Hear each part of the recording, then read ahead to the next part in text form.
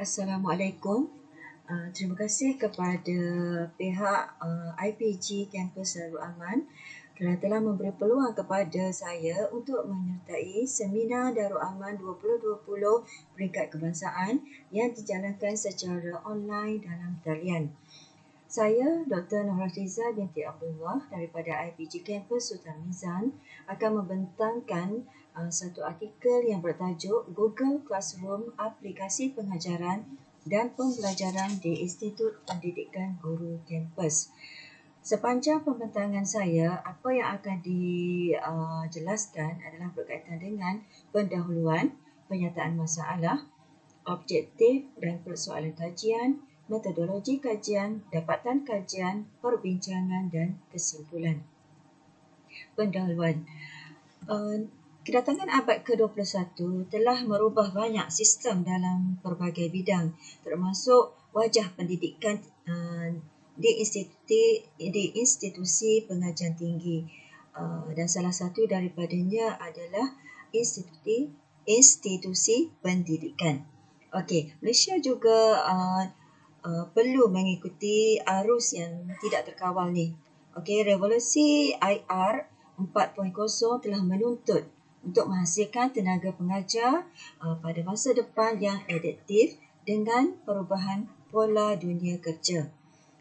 Salah satu keupayaan penyelarasan tersebut adalah dengan mengoptimalkan pemanfaatan internet, e-learning dan teradun blended di dalam kuliah. Mengikut Kenny dan rakannya pada tahun 2012 telah menyatakan bahawa LMS dapat menjadi alat yang efektif untuk melaksanakan pedagogi atau interaksi mengajar dan belajar.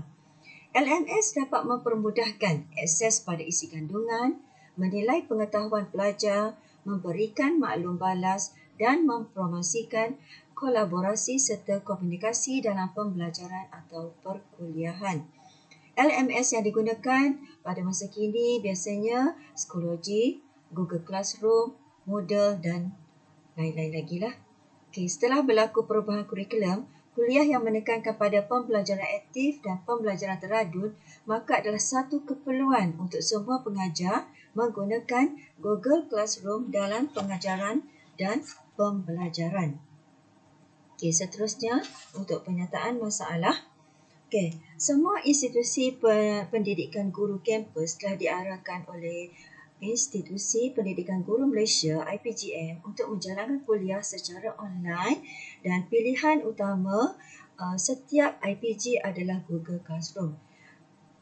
Situasi ini berlaku sepanjang Perintah Kawalan PKP sepanjang berlakunya COVID-19. Okey. Jadi untuk kajian ini ruang lingkup untuk kajian ini adalah sepanjang PKP yang berlangsung daripada bulan Mac sehinggalah sekarang. Okey. Ringkasan maklumat kursus RMK bagi setiap kursus yang ditawarkan tidak menetapkan e-pembelajaran semasa kuliah untuk dijalankan.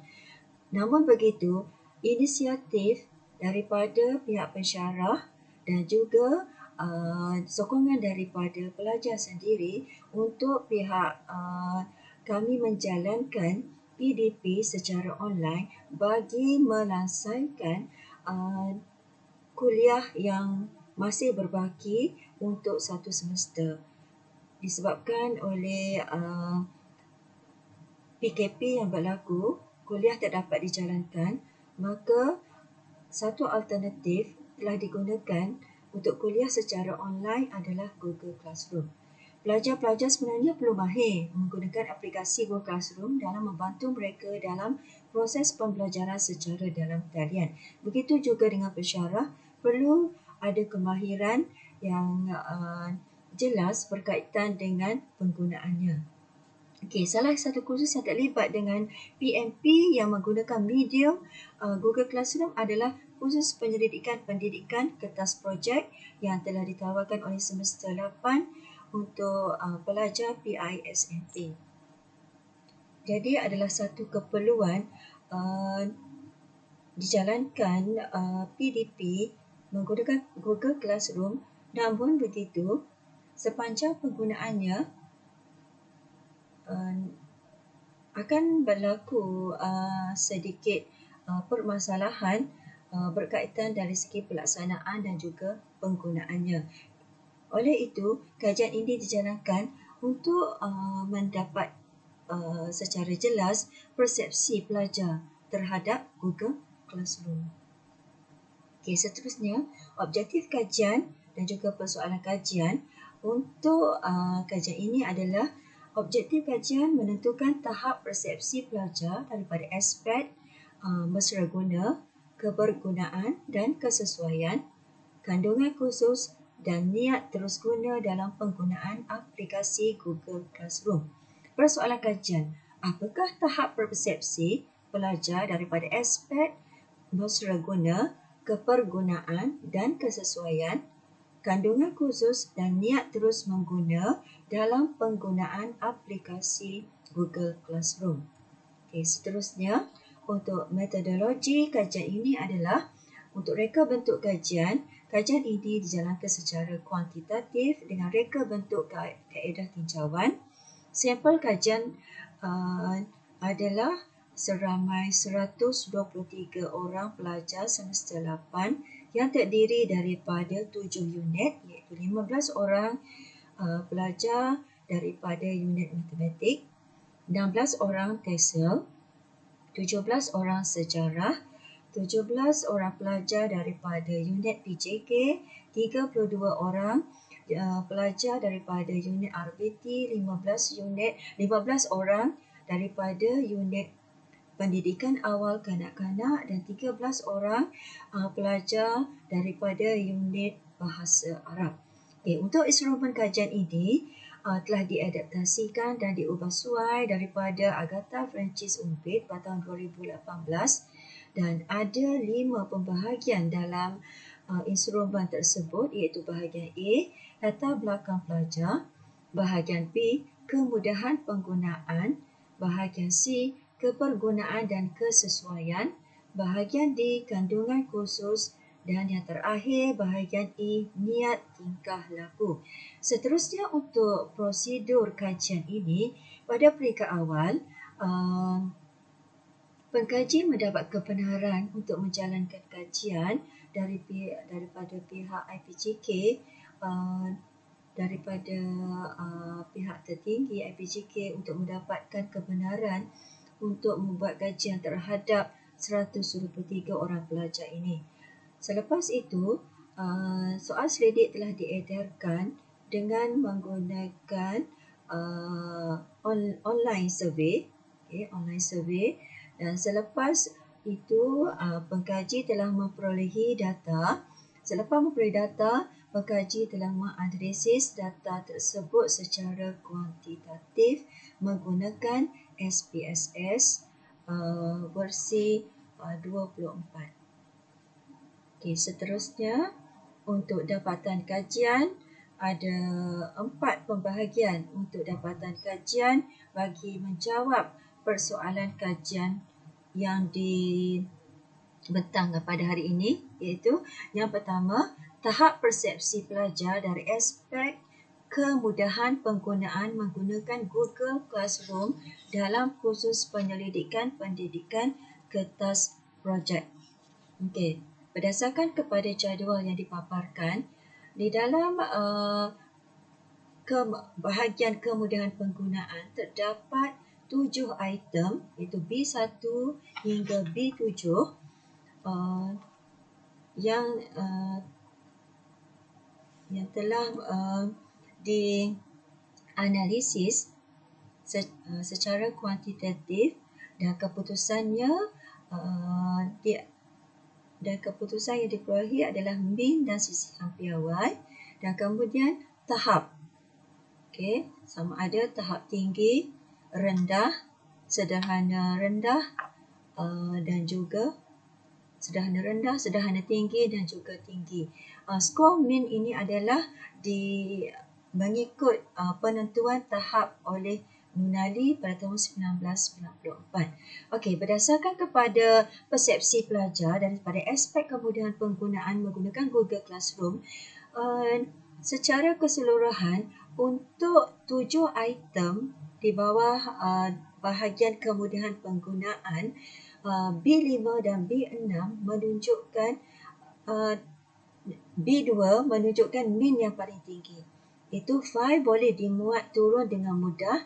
Seterusnya B5 dan B6, pautan ke laman utama dan laman-laman tambahan memudahkan saya menggunakan Google Classroom, dan Google Classroom senang dan mesra pengguna.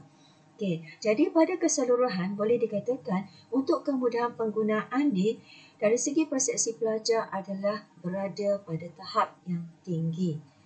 Jadi pelajar merasakan penggunaan Google Classroom ini adalah mesra pengguna dan senang untuk diakses. Okey, seterusnya untuk persepsi yang kedua, aspek kepergunaan dan kesesuaian dalam penggunaan aplikasi Google Classroom. Untuk bahagian kedua ini terdapat 7 item, daripada C1 sampai C7 yang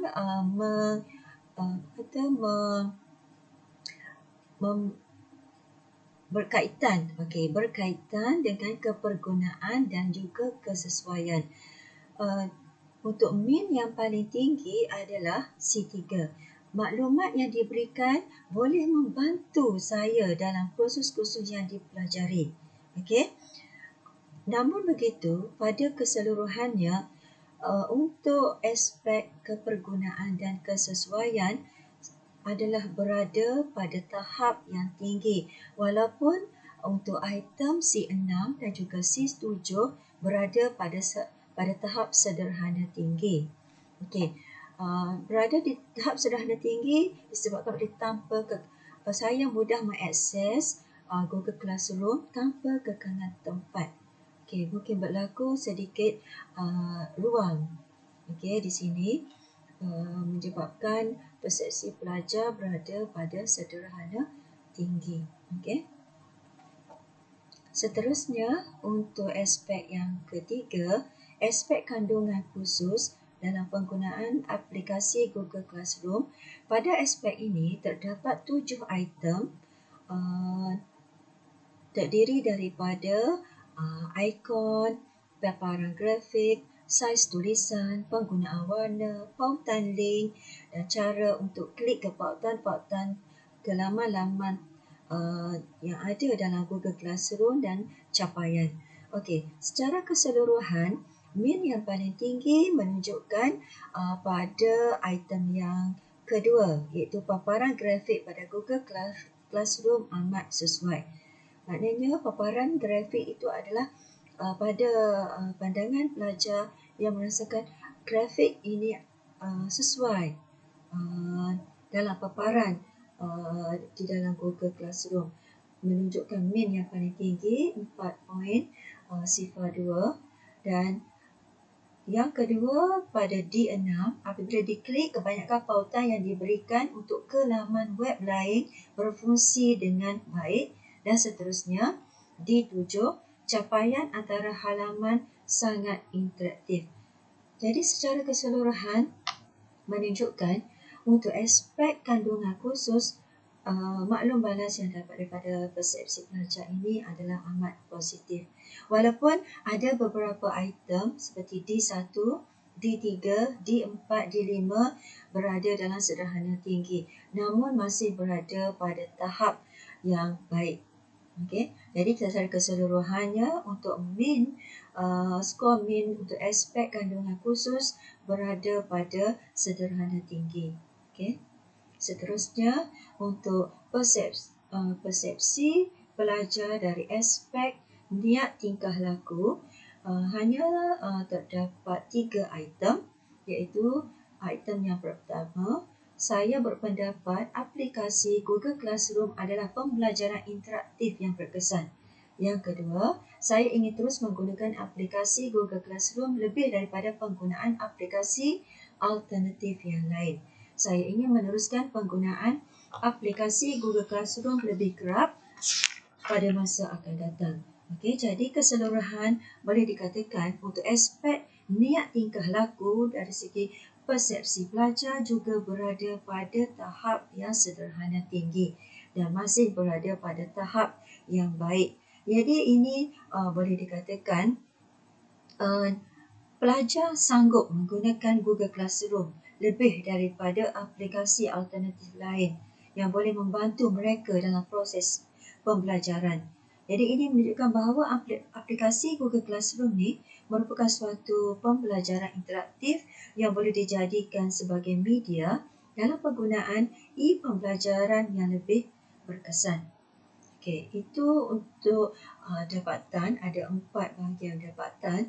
Okey, seterusnya akan dibincangkan secara keseluruhan di bahagian perbincangan daripada dapatan yang diperolehi daripada keempat-empat aspek menunjukkan secara keseluruhannya, keseluruhan daripada 4 aspek persepsi pelajar tersebut berada pada tahap tinggi. Penemuan kajian membuktikan keberkesanan penggunaan aplikasi Google Classroom melalui dapatan yang diperolehi.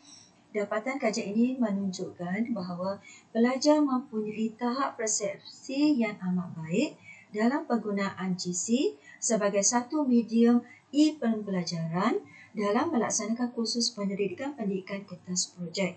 Walaupun kursus pendidikan kertas projek ini adalah secara amali, namun boleh juga diaplikasikan menggunakan Google Classroom.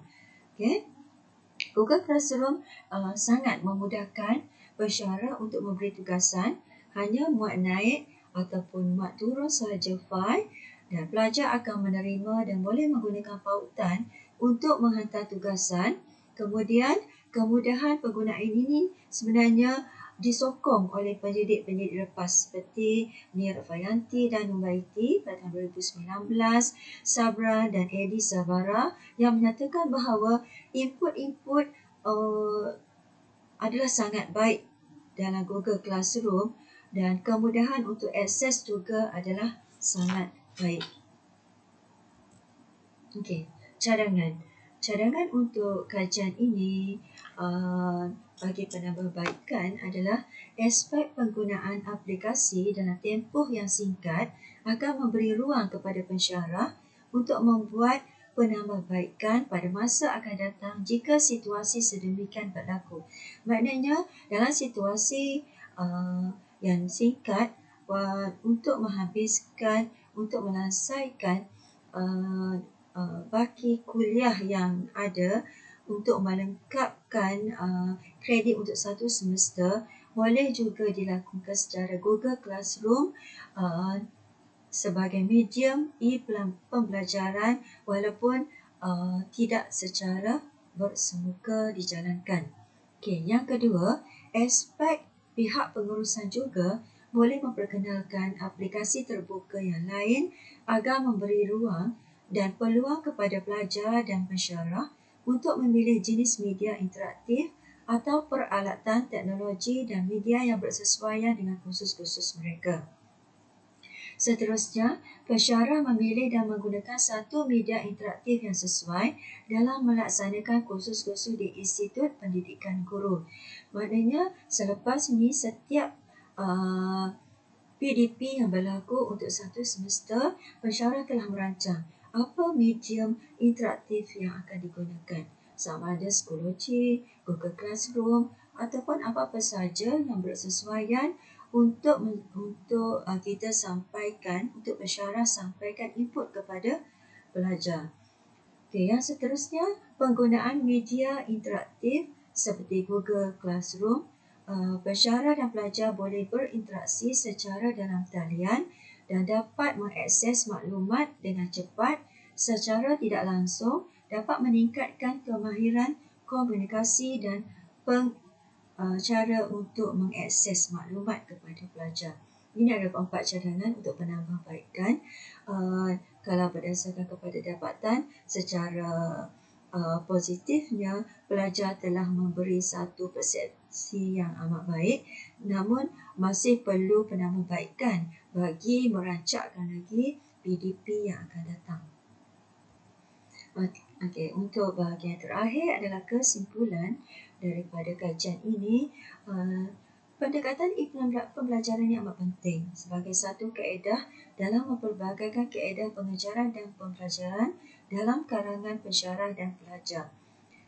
Boleh dikatakan semua kursus yang ditawarkan boleh didedahkan dan boleh digunakan aplikasi secara Google Classroom ataupun apa sahaja medium pembelajaran yang sesuai.